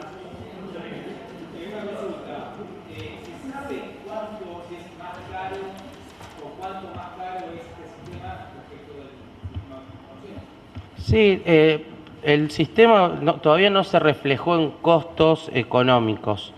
tiene toda una situación operativa que lo que estuvo haciendo la provincia, interesantísimo lo que nos comentaron, porque pudimos juntar a todos los protagonistas de los dos primeros juicios. Los dos jueces, juez y jueza, las dos fiscales, los defensores y los de OGJ. Y ahí va quizás lo que te interese. No nos hablaron en cuanto a cuestión económica, pero sí de actividad humana y de trabajo. Fue un trabajo muy amplio. Bueno, está la notificación, posiblemente es un tema a resolver, pero en estos primeros casos, para poder asegurar el funcionamiento del sistema, tomaron un recaudo de ampliar las convocatorias, generar mayor seguridad. Si que tenían que llamar a 40, llamaron a 60, entonces en el caso del primero aseguraron a través de un hotel, y así bastantes medidas que no podés hoy todavía cuantificar, porque entre las cosas que también decía el secretario de Justicia, tenía que ver con la diagramación de lo que puede llegar a pensar de cuántos juicios vamos a tener con esta determinación de estos 5 simplemente. Claro, está limitado en el caso, pero tenés el gasto de notificación, los gastos de viáticos si lo solicitan, los gastos del pago de medios por día, por cada uno, por cada juicio, es mucho. Sí, también se lo dice y se le da entre las instrucciones por las particularidades que no se puede extender, pero los juicios por jurado son mucho más breves que los juicios ordinarios, mucho más breves, y entre las cosas que también puede generar es la vianda que se les dice y se les da para que puedan estar comidos y no tengan sed y estén en sus condiciones necesarias para tomar la decisión, que también siempre se les proporciona. Sí, Carlos, podría ser. No, bueno, yo quería agregarles de mi parte que el juicio por jurados populares está previsto desde la Constitución de 1853. O sea, no es algo novedoso para la provincia de Santa Fe, pero por ejemplo, provincia de Córdoba, provincia de Buenos Aires, hace años que tienen el juicio por jurados. Yo creo que para hacer una evaluación de si el juicio por jurados populares, como se denomina la ley, es positiva o no, o se le tiene que hacer alguna crítica o alguna modificación a la ley, necesariamente vamos a tener que esperar un plazo determinado, como así tuvimos que hacerlo con la ley del juicio oral y público, que está próximo a cumplir 12 años de vigencia. Yo creo que es un adelanto porque sirve fundamentalmente para que el ciudadano común, por un lado, pueda ser convocado a integrar el jurado y a tomar una decisión por la inocencia o por la culpabilidad de una persona. Y por otro lado, para que vea con sus propios ojos, repito, el ciudadano, aquel que no está ligado a la materia nuestra propiamente dicho, cómo es el debate, qué postura tiene el fiscal, qué es lo que el fiscal ha logrado reunir a través de testimonio para acreditar lo que él está solicitando, que es una condena. Lo mismo podría decir de la defensa, si ha arribado algún testimonio, o simplemente contraexamina porque está en una posición de, al ser imputado, quien tiene la carga probatoria es el fiscal. Yo creo que acá, independientemente del resultado, que es lo de menos, realmente a mí me pareció un juicio verdadero, con las equivocaciones y todo. El primero que se equivocó fui yo. Me equivoqué con unos papeles, que eso pasa también en los juicios verdaderos, en las audiencias diarias, así que eso no hay por qué preocuparse. Con el correr de los juicios por jurados, uno va a ir adquiriendo experiencia, desde el juez, el fiscal, la defensa y los propios jurados, que en la impresión que nosotros hemos recogido hay un interés enorme por parte del ciudadano de querer participar como jurado. Eso es bienvenido. Uno era pesimista al principio, diciendo la gente querrá participar porque es además de ser una carga pública, saquémoslo, hay voluntad de la gente de querer participar. Así que bueno, yo creo que es positivo, por supuesto que tienes sus particularidades, acá lo explicó bien Ariel, de que se ha achicado mucho, cómo es un verdadero, la verdadera instrucción de los jurados para que tengan ellos mejores posibilidades de deliberar, pero claro, si ajustamos el simulacro que hicimos hoy a lo que dice la norma, a lo que dice la ley, y bueno, mínimo 2 o 3 días no nos vamos más. Después, si es costoso o no costoso, yo creo que es un balance que va a tener que hacerse de acá a un tiempo. Está reservado solo para 4 delitos y veremos cuáles son los pros y los contras. Pero repito, hacia la transparencia, hace a la participación ciudadana y, en definitiva, también podrán apreciar lo difícil que es a veces valorar y tomar la decisión en un caso en concreto, ya sea por encontrarlo culpable o por encontrarlo inocente. Bueno, yo Carlos, para sí. no... Sí. No sé si también pudieron notar en esta línea de lo que decía Carlos, y haciendo tiempo, es como que ahora estamos y nos hacen de atrás. Dale, que todavía no, estamos viendo cuánto falta. Sí. Estaríamos para votar. ¿Cuánto se van a demorar? Sí. Pero algo que quería comentar, perdona, que en base al curso que han organizado, que me parece de lo sustancial o sustancioso que se puedan llevar, y en esta experiencia práctica, lo hemos visto acá y que tiene que ver, y lo hemos hablado, realmente los felicito a los 2 abogados, un compromiso de trabajo educativo, vinimos teniendo charlas desde hace bastante y escribiéndonos seguido y armando grupos y grupos. Pero en esta cuestión de lo que hemos hablado era evitar, por ejemplo, las objeciones. ¿Hasta qué punto? ¿Por qué? Porque lo que más tratamos de hacer, y muchas veces pasan los juicios penales y nos dicen, si bien el juez no conoce lo que está pasando, y a veces como estrategia no confundamos, no digamos algo que no es, evitar cualquier situación que pueda desconcentrar al jurado o creerle que está bien aquel que objeta mucho o aquel que no objeta, se pierde la información, tratando de, en este sistema oral puro, de tratar de darle la mejor versión de la información que le podamos dar según las teorías para que ellos puedan decidir. O sea, la oralidad ahora, creemos en el juicio por jurado, toma no tanto en la explicación del juez, que tiene un trabajo de velar en la preliminar muy fuertemente, y después los que nos contaba que sale mucho mejor el juicio, pero sí en las partes. O sea, los fiscales, las fiscales y los abogados defensores van a tener una tarea de preparación para ver hasta dónde objetan, cómo presentan los casos, cómo es la teoría.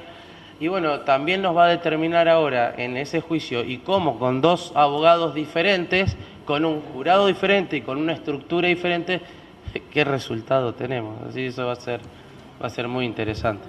Sí. Bueno, no sé, perdona que te corté. Ya está. Ahora, a ver, estamos, ¿sabes los 20 minutos? Ahí va. Bien, ahí ya faltando 3 minutos. ¿Qué van a decir? No, les hemos explicado, perdón, las particularidades de mayorías o no unanimidad. No quise influir absolutamente en nada, que realmente puedan sentirse libres en la decisión que vayan a tomar. Si ellos llegaron a la unanimidad, bien, y si no llegan, también, y veremos qué pasa en base a esto. Ahora tendremos esa sorpresa. Sí. ¿La cantidad de varones y mujeres equitativa? Se trata de que sea equitativo, sí, que haya una paridad, digamos, de género a veces puede ocurrir que no, pero ese es el objetivo que tiene la ley. Yo quería decirles también, fundamentalmente a aquellos que, repito, están lejos de la profesión de abogado, y ahora lo puedo decir porque estoy jubilado, antes no lo podía decir, pero yo acostumbro, es decir, lo mismo le pasa a los jurados que nos pasa a los jueces en un juicio oral y público. Nosotros no conocemos absolutamente nada del caso, nada, de manera tal que la información nos la dan el fiscal, el defensor y eventualmente un querellante. Por eso también soy pro de rechazar las oposiciones, las objeciones, salvo que sean manifiestamente fuera de lugar. Pero es una forma de recibir información, porque después, de acuerdo a la prueba que se produce únicamente con testimonios, la prueba material y la prueba documental se introducen por testigos, bueno, después hay que fundamentar. El juez, en el caso de un juicio oral y público, debe fundamentar por qué se inclina por una condena o una absolución. Acá es una experiencia nueva, vamos a ver qué sale de la decisión de los jurados. Los vi muy atentos, los observé porque me interesa saber cuál es el comportamiento del que está formando parte de un jurado, así que bueno, veremos. Les comento, Carlitos, ya pidieron 5 minutos más. Dimos... De todos modos, hasta 5 más y ya votan y vienen con la votación. De todos modos, también quiero yo, así no lo hacemos más largo, en lo personal agradecerles mucho la invitación que me han hecho. Ustedes saben que yo estuve muchos años acá en la ciudad de Casilda como juez. Realmente me he sentido muy cómodo, lo dije en el momento de retirarme, lo sigo diciéndolo porque vuelvo reiteradamente a la ciudad de Casilda, y todas estos cursos así de capacitación son de muchísima importancia para todos los profesionales, porque la forma de capacitarse diariamente nos va a ir mejorando en todo sentido. Y un llamado a la población en general de que participe, que vaya. Yo recuerdo, doctor Aro Martín, el doctor Casadei, que me conocen desde hace mucho, yo exhortaba a la gente para que vaya a escuchar las audiencias y no que diga por qué lo dejó en libertad, por qué lo dejó en prisión preventiva, por qué lo condenó, por qué lo absolvió. Porque sigo insistiendo que el ciudadano común experimentado a veces tiene mejor sentido común que el juez letrado. Y de eso me hago cargo. Así que, bueno, muy agradecido. Ojalá que sigan capacitándose y a disposición para cuando me convoquen. Sí. No como imputado, pero... Mire, con esto decía, perdón, es que se trabajó mucho realmente el proyecto de investigación. Acá se encuentra la doctora Gerardi, que participa activamente en todos estos proyectos. Y una de las cosas que fue, en base a lo que decía Carlos, y que estuvimos hablando con un periodista la semana pasada, que convocábamos fundamentalmente a la ciudadanía, y lo que teníamos como expectativa en esto que es educativo, no solo a los operadores o las operadoras del sistema, sino también a ver cómo impacta. Y charlábamos qué motivación tuvo esa entrevista de radio. Yo estuve personalmente en el segundo juicio, porque el primero fue en San Cristóbal, el lugar es muy chiquito. Yo trabajo ahora en la ciudad de San Lorenzo, tenemos una sala de audiencia. Creo que el Tribunal de San Lorenzo va a ser de lo más lindo que haya en el sur. Y San Lorenzo tiene una sala de audiencia y es tremendamente chica. No sé, cuando ustedes llegaron tuvimos que resolver esto y no permite que haya gente. Y la sala de audiencia estaba cerrada solamente para el jurado, este grupo de gente. Entonces, el segundo juicio nos presentaron lo que sería el Zoom, una sala contigua, y teníamos que verlo con una proyección en vivo. Y en la sala esa éramos 6 o 7 personas. Lo que podríamos creer que podría llegar a tener una gran convocatoria, que la gente iba a concurrir, quería ver lo que pasaba. No fue nadie. No fue, sinceramente, nadie. Y lo que viene el desafío era cuántos van a poder ver la totalidad de esos juicios que ya están grabados y podemos accederlos a tener esa información. Bueno, me parece que por eso lo que decía Carlos es una posibilidad que tenemos de estar contando, contagiando, sabiendo, por eso dijimos la chance de cómo podés motivar. ¿Podés ser jurado? ¿Cómo? Y entras a la página de la provincia y ya sabes si podés ser jurado o no. Así que bueno, es un desafío también para la ciudadanía de lo que se viene. Bueno, esperamos, no sé, ya estamos... Bueno, y a ver qué pasa.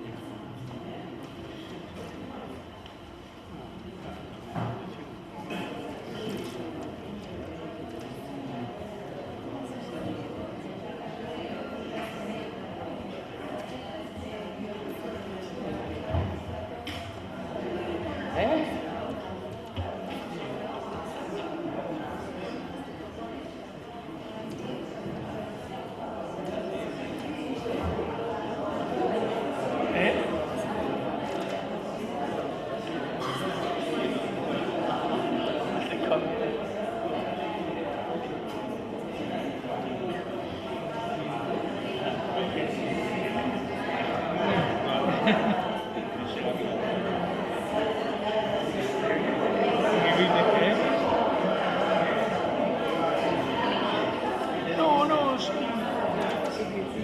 Lo que pasa es que, ¿saben qué?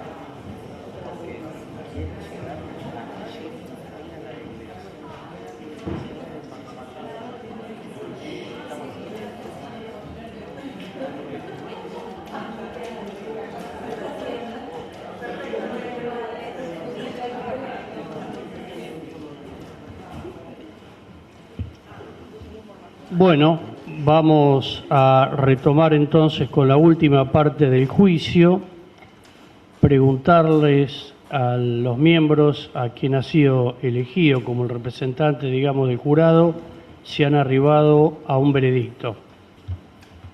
¿Quién va a leerlo? Bien, por favor al estrado, invito a las partes que se pongan de pie. ¿Lo tenés escrito o lo vas a decir? No, lo voy a decir. ¿Verbalmente? Bien. Bueno, escuchamos con atención cuál ha sido o cuál es el veredicto de parte del jurado respecto de la causa que se acaba de tramitar. Después de una discusión, no llegamos a tomar una decisión y no hay unanimidad. Unanimidad, ni para absolverlo ni para culparlo. Bueno, en este caso, cuando no hay unanimidad en el jurado ni para encontrarlo culpable o encontrarlo inocente, la ley prevé que se les dé más tiempo al jurado a los fines de que ver si pueden llegar a esa unanimidad que requiere la norma. Por supuesto que no lo vamos a hacer porque me voy a quedar solo yo acá. Y también existe la posibilidad de que si no logra la unanimidad, pueda expedirse siendo por mayoría absoluta 10, o puede llegar el caso en que el juez, que estoy en ese rol, llame al fiscal y le diga si va a mantener la acusación o no, y en su caso hasta poder llegar a absolver porque no hay unanimidad en el juzgado. Esas son las posibilidades. Así que, bueno, agradecerle mucho a todos los integrantes del jurado. Espero que les haya servido como una experiencia. Para nosotros fue muy gratificante. Ustedes habrán podido apreciar lo difícil que es valorar. Y acá estamos hablando, creo que hubo 4 testimonios. Imagínense en un juicio donde tenemos testigos oculares de los hechos, testigos expertos, etcétera, etcétera. Pero bueno, se trata en los juicios muchas veces de que se arribe a una conclusión definitoria y también existe la posibilidad de que el fiscal, viendo de que en sucesivos suspensiones o alargues del debate entre el jurado, pida en definitiva la absolución del imputado. Bueno, el resultado es lo de menos. Felicitaciones a todos y muchas gracias.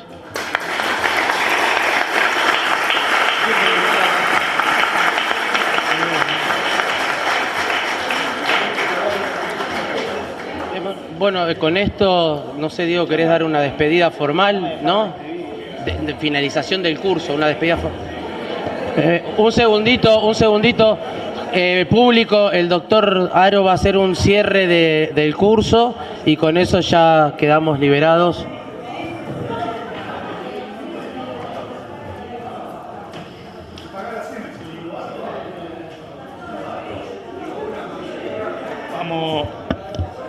Vamos a ser extremadamente breve. Le agradezco al jurado porque estos muchachos se anotaron, vinieron al colegio a las 5 de la tarde, un calor terrible, así que realmente esas son cosas que se valoran y se valora la conciencia cívica de ellos mismos, porque ellos están acá porque la Constitución de la provincia de Santa Fe le asegura una carga ciudadana, ser parte de uno de los poderes del Estado, y específicamente el Poder Judicial. Y no le tengamos miedo a esto porque nuestro pueblo nunca se equivoca. Tal vez alguna vez se puede equivocar en elegir, pero en las cuestiones de la justicia vimos con la seriedad que esta gente trató este tema. Que no hayan llegado a un acuerdo y demás es anecdótico porque es una cuestión de tiempo, se vio muy poco de lo que se podía ver, las cositas fueron todas muy breves que orientaba. Pero esta gente vino, se comprometió, se mantuvo en silencio, con seriedad. Se le agradece a todos los presentes, agradezco a Laura, a Mariel, que fueron parte, la doctora Minetti, Laura Baballa, que fue coordinadora de este curso, Mariel Minetti, que fue expositora, Sebastián Ferrucci, que nos banca poniéndole la cámara para que pueda ver. Así que bueno, muchas gracias a todos.